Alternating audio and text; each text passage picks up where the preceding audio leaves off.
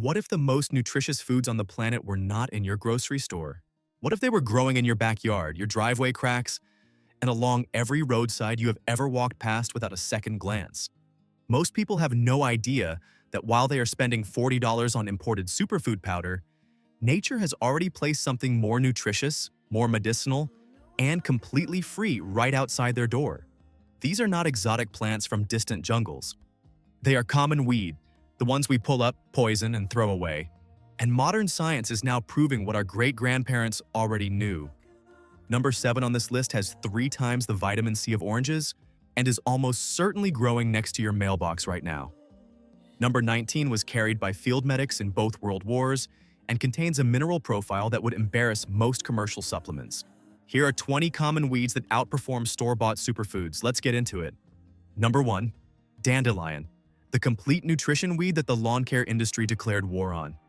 Taraxacum officinale is not a weed in any meaningful sense. It is a food. Every single part is edible: the leaves, roots, flowers, and stems. 1 cup of raw dandelion greens contains more calcium than a glass of milk, more iron than spinach, and more beta-carotene than carrots, alongside significant levels of vitamins K, C, E, B6, and folate. All in a plant that requires no planting, no watering, and no money. Modern research confirms dandelion root supports liver detoxification. The leaf acts as a gentle diuretic.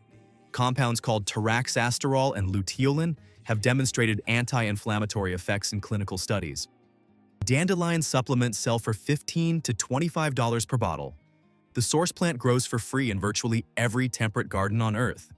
It got forgotten because chemical companies needed something to sell, and the dandelion was perfectly positioned as the enemy of the perfect lawn. Think of it as the most nutritious crop you ever grew, except you did not have to do anything except stop spraying it. Number 2 defends itself so effectively that most people never get close enough to discover what they are missing. Number 2. Stinging nettle, the iron giant that most people have never tasted because it guards itself too well. Touch stinging nettle, and you know immediately. Those hollow needles inject formic acid and histamine into your skin. And that is exactly why most people have never tasted one of the most nutritionally dense leafy greens in the natural world. Urtica dioica contains more iron per gram than beef, more calcium than dairy milk, and around 25% protein by dry weight. It is loaded with magnesium, potassium, and vitamins A, C, and K. Clinical research has confirmed anti-inflammatory effects, particularly for joint pain and seasonal allergies, and multiple studies show it reduces symptoms of benign prostatic hyperplasia. Nettle supplements sell for $20 to $30 per bottle. The plant grows free in disturbed ground across the northern hemisphere. Here is the key: heat neutralizes the sting completely. Blanch nettles for 60 seconds and they are safe, tasting like rich spinach. Nettle soup fed people through famines across northern Europe for thousands of years. It got forgotten because it defends itself so well that most people never get close enough to discover what they are missing. Think of it as the steak of the plant world that learned to defend itself because it knew exactly how valuable it was. Number 3 is the plant most gardeners yank out on sight, and that decision cost them access to a free vegetable that outperforms what they paid for. Number 3, lamb's quarters, the spinach that outperforms spinach, growing free in most temperate regions right now. Chenopodium album is a relative of quinoa and spinach. Nutritionally, it beats them both. It contains more calcium, more iron, more vitamin A, and more riboflavin per serving than commercial spinach. The protein content rivals legumes in amino acid completeness. The seeds can be ground into flour or cooked whole like quinoa, which sells for $5 to $8 a pound at most grocery stores. The wild version is free. Every culture that encountered it, Native American, European, Asian, figured out the same thing. This plant feeds people. It was consumed as a staple food by indigenous North Americans for thousands of years before European contact. Roman soldiers ate it on campaign. The seeds have been found in archaeological sites across Europe dating back 10,000 years. Lamb's quarters got forgotten because agriculture consolidated around commercial crops, and there was no money in telling people to eat what was already growing for free. Think of it as the superfood that camouflaged itself as a garden pest, just to see if anyone was paying attention. Number 4 is in your garden beds right now, and it contains something that most fish oil supplements struggle to match. Number 4. Purslane, The only weed with omega-3 fatty acids, confirmed in multiple laboratory analyses to rival fish oil supplements per gram of fresh weight. Portulasa oleracea, that low-growing succulent spreading across your garden beds, contains more omega-3 fatty acids per gram of fresh weight than most fish oil supplements. Multiple laboratory analyses confirmed extraordinarily high levels of alpha-linolenic acid, the plant-based omega-3 alongside glutathione, one of the most powerful antioxidants the human body uses, and vitamins E, C, and A, calcium, magnesium, and potassium. Traditional Mediterranean, Middle Eastern, and Asian diets have included purslane as a standard salad green for centuries. In Greece, it goes into yogurt salads. In Turkey, it is sautéed with garlic and olive oil. In most American gardens, it gets pulled out and composted. Omega-3 supplements sell for $25 to $40 per bottle. The source plant grows free in most gardens from June through September. It got dismissed because it grows in the wrong places and does not ask permission. Think of it as the fish oil supplement that skipped the middleman and grew directly in your garden. Number 5 grows in winter when almost everything else is dormant, delivering fresh nutrition exactly when fresh nutrition is hardest and most expensive to find. Number 5. Chickweed, the winter superfood that grows under light snow while fresh greens cost a premium at the grocery store. Stellaria media is one of the most cold-tolerant edible plants in temperate regions. It grows quietly through autumn and winter in sheltered spots, offering fresh nutrition exactly when fresh nutrition is scarce. It contains high levels of vitamin C, calcium, magnesium, potassium, iron, and zinc. The entire plant is edible raw, mild in flavor, similar to fresh pea shoots, and works in salads, blended into smoothies, or wilted briefly in soup. Traditional use involved eating chickweed as a spring tonic after months of stored winter food. The sudden influx of fresh vitamin C and minerals was considered genuinely medicinal because it was. Chickweed got forgotten as refrigerated transport made imported produce available year-round. When you can get lettuce from across the country in January, you stop noticing the chickweed growing free outside your door. Think of it as the fresh vegetable aisle that built itself in your garden and never sent you a bill. Number 6 is the sticky plant that grabs onto your clothes in every hedgerow, and that European herbalists have used as a lymphatic tonic for centuries. Number 6. Cleavers, the sticky hedge plant that contains compounds with confirmed anti-inflammatory and diuretic effects, used as a lymphatic tonic for centuries. Gallium aperine, those clinging stems that grab onto your clothes when you walk through any hedgerow, have been used across Europe for centuries for lymphatic support, kidney health, and immune function. The plant contains iridoids and flavonoids with confirmed anti-inflammatory and antioxidant properties. Research supports diuretic effects consistent with its traditional use for kidney and urinary health. It is also rich in vitamin C and silica, which supports connective tissue. The best preparation is fresh and raw, blended into cold water or pressed through a cloth. Traditional spring tonics across Europe featured cleavers as a foundational ingredient for seasonal cleansing, a practice maintained for centuries for very real reasons. The plant got forgotten because we replaced seasonal nutritional traditions with year-round synthetic supplements. Think of it as the spring cleaning crew for your lymphatic system that volunteers at services every April completely free of charge. Number 7. Hairy bittercress, the tiny weed in your garden pots that contains approximately 3 times the vitamin C of an orange, gram for gram. Cardamine hirsuta is a small weed that invades garden beds and pots with cheerful persistence.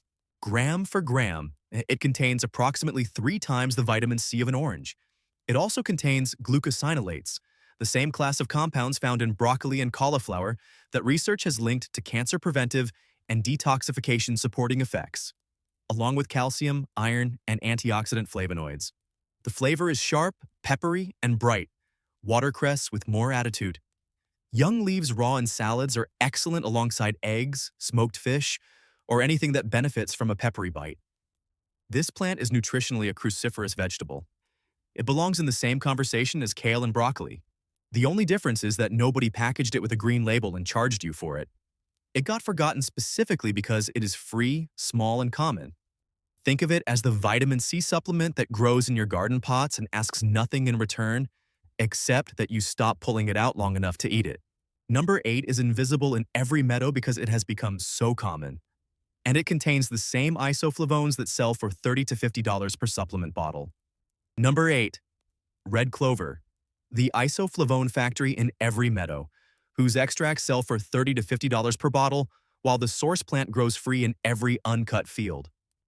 Trifolium pratensis is so common in lawns and meadows that it has become invisible. That is unfortunate because it is one of the most medically significant plants in the temperate world. The flowers contain isoflavones with mild estrogenic activity.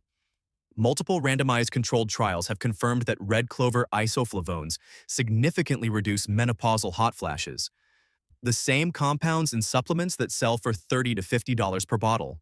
Beyond isoflavones, red clover is rich in vitamin C, calcium, magnesium, and B vitamins. The flowers can be eaten raw in salads, dried for tea, or infused into honey. The flower tea has a pleasant, mildly sweet flavor that makes it one of the more enjoyable medicinal teas available.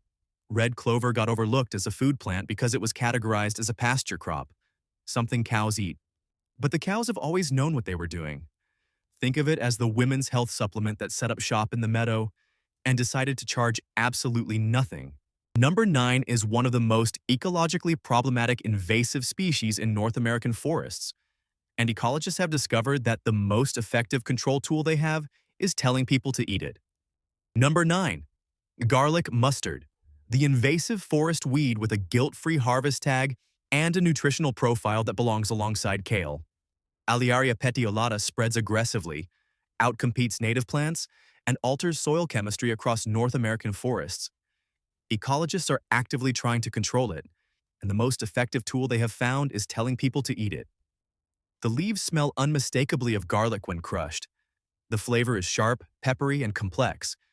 Nutritionally, it contains significant vitamin C, vitamin A, vitamin E, calcium, selenium, omega-3 fatty acids, and glucosinolates with antimicrobial properties. Traditional use in Europe involved the leaves as a pot herb in early spring and a flavoring for fish and meats for centuries.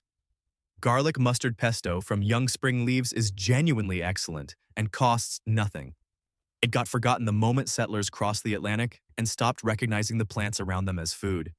Think of it as the invasive species with a guilt-free harvest tag, the one weed you can eat enthusiastically and feel like a hero for doing it.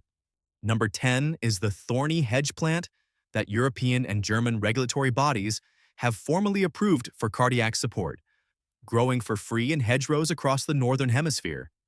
Number 10.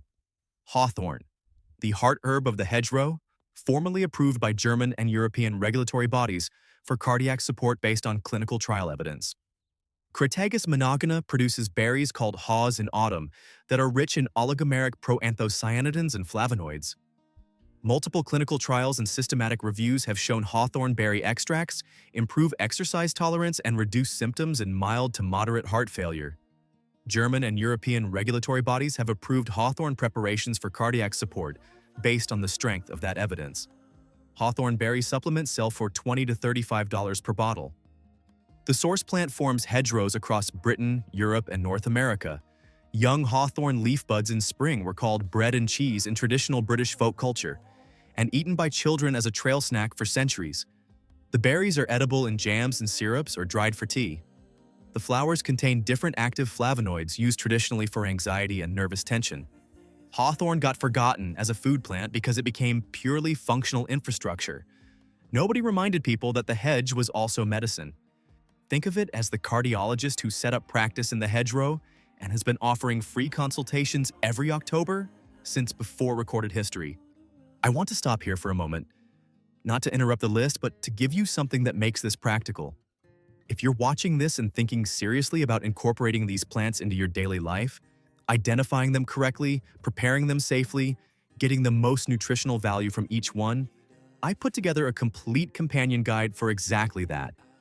Not a general foraging overview, a practical resource built around everything we're covering today. It's in the first pinned comment below. No pressure. But if you're serious about what we're talking about, I think you'll find it genuinely useful. Now let's keep going. The second half of this list has the most surprising plants on it. Number 11. Common mallow, the mucilage healer growing in every vacant lot, offering what pharmaceutical digestive supplements charge $30 a bottle to deliver. Malva sylvestris grows in disturbed ground and roadsides across most of the temperate world, producing small pink flowers and round seed clusters that children have long called cheese wheels. It contains significant vitamins A, C, and E, along with iron, calcium, magnesium, and higher protein than most leafy greens. The plant also contains mucilaginous polysaccharides that coat and soothe the throat, digestive tract, and urinary system. The same mechanism as pharmaceutical marshmallow root preparations that sell for $25 to $40 per bottle. Cold mallow leaf tea becomes slightly thickened and slippery, a traditional remedy for dry coughs, sore throats, and gastric irritation with genuine modern research support. The leaves are also the basis of malokia, Egypt's national dish, eaten for thousands of years. Mallow got overlooked because it was never marketed. It simply grew quietly in every vacant lot while people paid for supplements designed to do what the mallow was already offering for free. Think of it as the internal coating of soothing protection that nature grew on every roadside and nobody thought to mention. Number 12 is the weed named after the ancient Greek hero who used it to stop bleeding wounds on the battlefield. And laboratory research has confirmed that the ancient legend was accurate. Number 12. Yarrow, the field medic's plant, carried in both world wars, containing compounds that laboratory research has confirmed genuinely accelerate blood clotting. Achillea millefolium is named after Achilles, who according to legend used it to treat the bleeding wounds of his soldiers. Field medics in both world wars carried dried yarrow in their kits. Modern laboratory research confirmed exactly why it worked. Yarrow contains compounds called acyletin and acylane with demonstrated hemostatic effects, meaning they genuinely accelerate blood clotting in controlled studies. It also contains anti-inflammatory flavonoids, azulene with confirmed anti-inflammatory activity, and significant copper, iron, potassium, calcium, and vitamins C and K. A cup of yarrow tea delivers a meaningful dose of minerals that most people are chronically low in. Traditional fever treatment using yarrow tea appeared independently in Native American, European, and Asian medicine simultaneously. Every culture that found this plant figured out the same uses without any contact with each other. Yarrow got forgotten because it requires knowledge to use. In a world where medicine comes pre-packaged, plants that require identification get left behind. Think of it as the first aid kit that grows in every meadow, still packed with everything it had the day the soldiers stopped carrying it. Number 13, spread across the entire world following European settlers, and every indigenous population that encountered it figured out how to use it medically within a single generation. Number 13, broadleaf plantain, the pavement healer that follows humanity everywhere with a peer-reviewed clinical trial showing it outperformed standard treatment for second-degree burns. Plantago major is not native to North America, Australia, or New Zealand. It is European, and it spread to all of those places in the footsteps of colonizers, germinating in disturbed ground and wagon tracks everywhere people settled. Native Americans called it white man's footprint because it appeared wherever Europeans arrived, and within generations, those same communities had learned to use it medically. That is how good this plant is. The leaves contain vitamins C, A, and K, along with calcium, potassium, magnesium, and iron. They contain aucubin, an iridoid glycoside with confirmed anti-inflammatory effects, and allantoin, the wound-healing compound that actively promotes cell repair. A peer-reviewed clinical trial found that plantain ointment improved healing of second-degree burns better than standard treatment. Publish science about a weed growing in the cracks of your sidewalk. The seeds are a form of psyllium with prebiotic and cholesterol-lowering effects. Plantain got forgotten because it is so common it became invisible. Think of it as the plant that decided humanity was worth following and has been keeping up ever since. Number 14 is the ecological nightmare of North American forests, and also a free source of omega-3 fatty acids, selenium, and glucosinolates that most people are purchasing in supplement form. Number 14, wild watercress, nutritionally superior to the store-bought version, with studies showing regular consumption reduces DNA damage in white blood cells. Nasturtium officinale, growing in clean, cold running streams, produces a higher concentration of glucosinolates and isothiocyanates than commercially cultivated watercress. Studies have shown regular consumption reduces DNA damage in white blood cells, a marker associated with cancer risk reduction. It is loaded with vitamin K, vitamin C, vitamin A, calcium, manganese, and iodine. The flavor is sharper and more peppery than the store-bought version and is best eaten fresh and raw.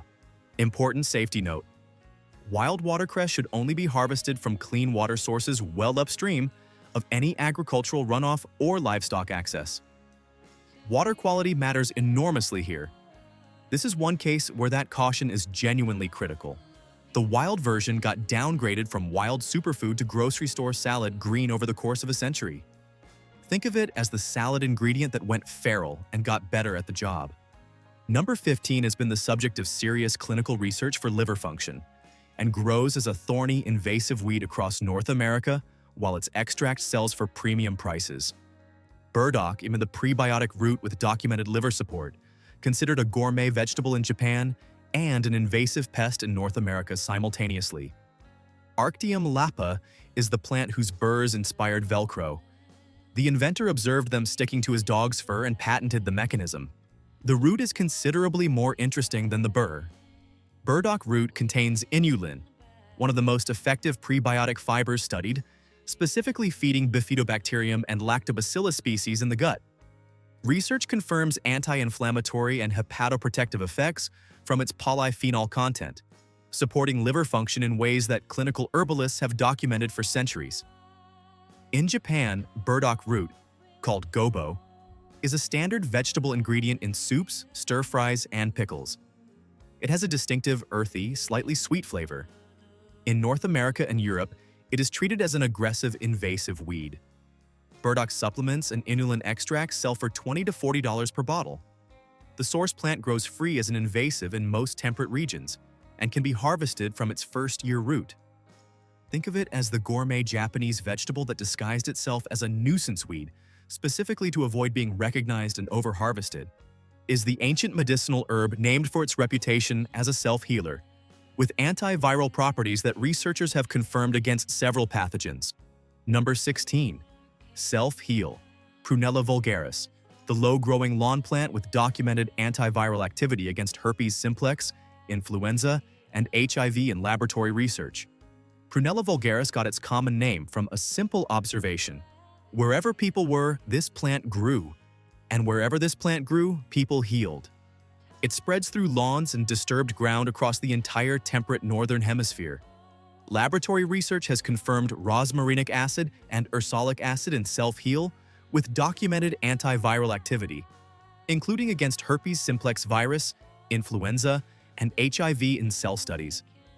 Its anti-inflammatory compounds have been studied for wound healing and oral health. Traditional use across European, Chinese, and Native American medicine consistently pointed to the same applications: wound healing, sore throats, fever reduction, and viral infection support. Each of those traditional applications now has a biochemical explanation. Self-heal got forgotten because it is so small and so common that it registers as nothing. Think of it as the plant that named itself accurately and spent the next 1,000 years waiting for pharmacology to catch up. Number 17 was the shepherd's constant companion across every field boundary in Europe. Named for its characteristic seed pods and providing vitamin K that most people in the modern world are chronically low in. Shepherd's purse, one of the most widespread weeds on Earth, providing vitamin K in significant quantities alongside confirmed vasoconstrictive activity that explains its traditional use for stopping bleeding. Capsella bursa pastoris grows on every inhabited continent and contains flavonoids including rutin and quercetin, alongside vitamin C and K, calcium, and potassium. The vitamin K content is especially significant. Vitamin K is essential for blood clotting, bone health, and cardiovascular function, and many people are chronically deficient. Shepherd's purse provides it abundantly. In Korea, it is a standard vegetable ingredient in soups and rice dishes. In China, the seeds were ground as a spice. Young spring leaves work raw in salads or cooked as greens with a mild, slightly peppery flavor. Traditional use for slowing heavy bleeding has been supported by laboratory studies confirming vasoconstrictive and platelet-activating activity in plant extracts. The traditional application was accurate. The mechanism is now understood. Shepherd's purse got forgotten as a food plant simply because nobody told anyone it was edible. Think of it as the vitamin K source that planted itself in every garden on Earth and has been waiting patiently for someone to look down and notice. Number 18 is a plant that medieval monks brought to Northern Europe deliberately as both food and medicine, and that every gardener since has spent centuries trying to eradicate. Number 18. Goldenrod, the anti-inflammatory weed blamed for hay fever it doesn't cause, with clinical evidence for urinary tract support and wound healing. Solidago species bloom in late summer and autumn in brilliant gold across fields, roadsides, and disturbed ground across North America and Europe. Most people blame goldenrod for their hay fever. Incorrectly. The real culprit is ragweed, which blooms at the same time but has airborne pollen. Goldenrod's pollen is too heavy to be airborne. It has been blamed for a crime it didn't commit for decades. The actual pharmacology of goldenrod is anti-inflammatory. Its saponins, flavonoids, and phenolic acids have confirmed anti-inflammatory and antioxidant effects. Clinical research supports its traditional use for urinary tract health. Goldenrod preparations are included in German Commission E monographs for urinary tract infections and kidney stone prevention. It also contains quercetin in meaningful quantities. Young leaves and flowers are edible. The flowers make a pleasantly astringent tea. Traditional wound healing use is supported by laboratory research confirming its antibacterial activity. Think of it as the plant that has been unfairly blamed and overlooked simultaneously, innocent of the crime attributed to it and quietly useful for everything else. Number 19 is the plant medieval herbalist called the mother of all herbs, with documented effects on digestion, sleep, and the hormonal system that explain why it appeared in so many ancient preparations. Number 19. Mugwort, the ancient digestive and sleep herb that grows as an invasive weed across roadsides while its active compounds are studied for antimicrobial and hormonal support. Artemisia vulgaris has been used across European, Asian, and African traditional medicine for thousands of years, for digestive complaints, menstrual regulation, sleep support, and as an antimicrobial. Medieval European herbalists called it the mother of herbs. Traditional Chinese medicine has used it continuously for over 2,000 years. The plant contains artemisinin-related compounds, the class of molecules from which the Nobel Prize-winning anti-malarial drug was derived, alongside volatile oils with documented digestive and antimicrobial effects. Thujone in the volatile oil stimulates digestive enzyme secretion, explaining its consistent traditional use for indigestion and bloating. Research supports mild sedative effects consistent with its traditional use for insomnia and vivid dreaming. The young leaves are edible, used in Japanese mochi, Korean rice cakes, and Korean soups, with a distinct bitter, aromatic flavor. Note: mugwort should not be used in large amounts during pregnancy due to its traditional emmenagogue properties. Mugwort got forgotten in the West because it was classified as an invasive weed with no commercial value. Think of it as the mother of herbs that the modern world has been stepping over on every roadside walk for 100 years. And now, number 20. The plant I saved for last because it may be the most remarkable story on this entire list. Number 20. Elder Sambucus nigra, the antiviral hedge plant whose berries shorten influenza by 4 days in randomized controlled trials, whose syrup sells for $15 to $30 per bottle, and that grows free in hedgerows across Europe and North America. Elder grows so freely in hedgerows and woodland edges that it has become invisible to most people who walk past it daily. Hippocrates called the elder tree his entire medicine chest. Elderberries contain anthocyanins in extraordinarily high concentrations. A randomized double-blind placebo-controlled trial found elderberry extract shortened flu symptom duration by an average of 4 days compared to placebo. Elderberry syrup sells for $15 to $30 per bottle in every pharmacy. The same berries grow wild in hedgerows across Europe and North America. The flowers contain different but equally active flavonoids, used traditionally for colds, hay fever, and sinus congestion for hundreds of years, and make one of the most delicious cordials and teas available from any plant. Important safety note: raw elderberries in large amounts can cause nausea and should always be cooked before consuming in quantity. Flowers and ripe cooked berries are the safe and beneficial parts. Elder got forgotten because hedgerows were removed for industrial agriculture, and the remaining wild plants became unrecognizable as medicine to people no longer taught to identify them. Think of it as the neighborhood pharmacy that moved into the hedge decades ago and has been offering free flu remedies every autumn since. Before I close, I want to say something directly to you. You just watched through 20 plants? Every single one. Most people click away long before a list like this reaches the plants with the most extraordinary science behind them. But you stayed. And that tells me you're the kind of person who actually wants to use this information, not just hear it. So here's how I want to thank you.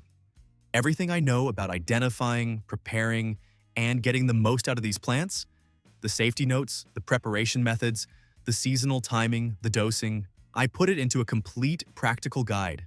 And right now, for anyone who made it to the end of this video, I'm offering 20% off. Use the code FULLVIDEO at checkout. The link is in the first pinned comment below. No countdown, no pressure. Just my way of honoring the people who show up, pay attention, and actually want to learn. The code is FULLVIDEO. It's in the pinned comment whenever you're ready. 20 plants. Most of them growing within walking distance of wherever you are sitting right now. All of them offering real, documented nutrition, and every single one of them forgotten. The grocery store is not the only source of nutrition available to you. Nature has spent thousands of years developing food adapted to your climate, your soil, and your season. For about a century, we stopped looking. But the plants did not stop growing. One thing matters more than anything else when foraging: identification. Never eat a wild plant unless you are 100% certain of what it is. Use a good field guide or a foraging app. Learn one plant at a time. Do it right. The reward is access to some of the most nutritious food on Earth, completely free right outside your door. Tell me in the comments. Which plant surprised you most? Which one are you going to look for first? Share this with someone who has been spending money on superfoods that nature placed for free outside their door. Subscribe and ring the bell. I'll see you in the next one.